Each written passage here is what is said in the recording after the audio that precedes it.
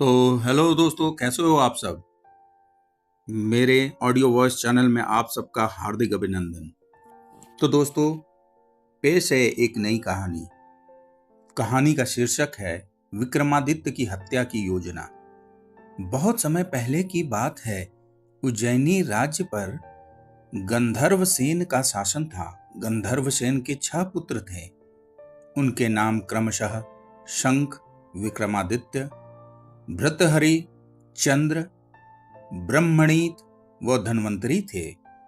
गंधर्वसेन का अपने पुत्र विक्रमादित्य पर अधिक स्नेह था। यह देख शंख आशंकित रहने लगा कि उसके छोटे भाई विक्रमादित्य पर पिता की अधिक कृपा दृष्टि है और कहीं वह उसे अपना उत्तराधिकारी न बना दे। इसी कुविचार के चलते एक दिन उसने अपने सोते हुए पिता की हत्या कर दी और स्वयं को राजा घोषित कर दिया।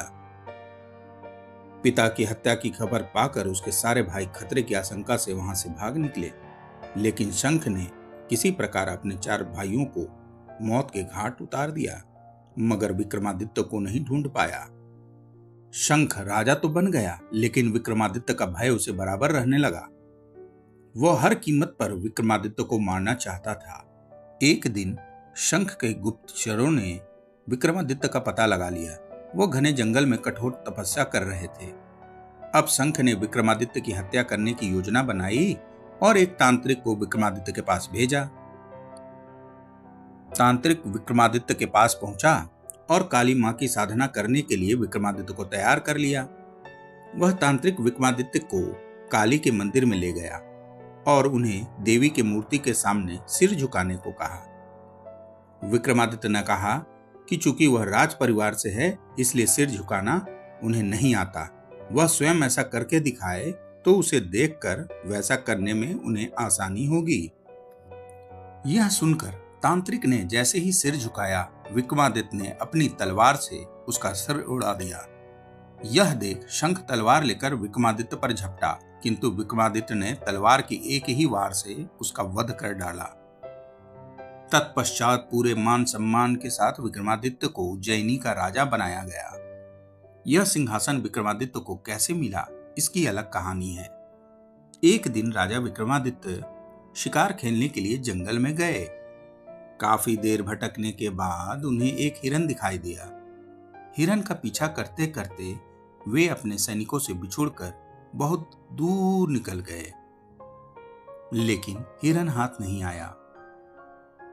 राजा मार्ग भटक गए। सही राह की खोज में वह आगे बढ़ रहे थे कि तभी दूर से चमकता हुआ एक शानदार महल दिखाई दिया। उत्सुकतावश राजा विक्रमादित्य महल तक पहुंच गए। वह महल लूत वर्ण का था।